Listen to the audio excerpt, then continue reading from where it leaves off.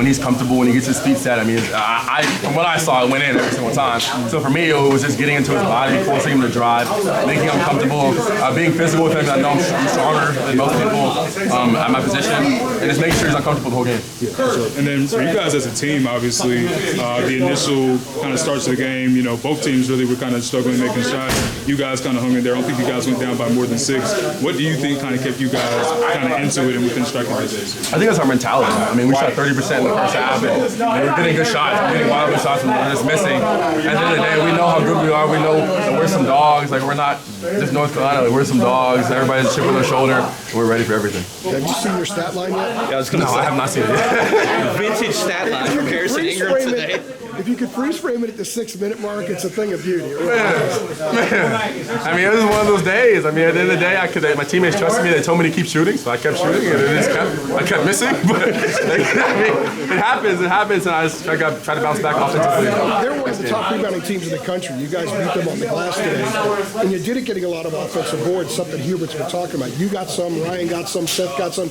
He said the rest of you guys needed to crash the boards more. Was that a point of emphasis coming in? It's been a point of emphasis every single day. Especially with this group. Right. I mean, it turned into a point where in practice, if we didn't crash, you ran. So now it's just like ingrained in our mind that if you don't crash, you're going to have to run the end line.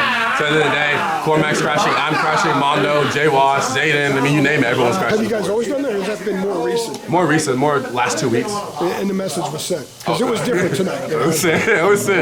It's just ingrained in my head. Who made you the enforcer? I mean, you're always giving somebody the shoulder if they get a little out of line. We sat up there in press row. You have some spice. Who anointed you the most? Real spice.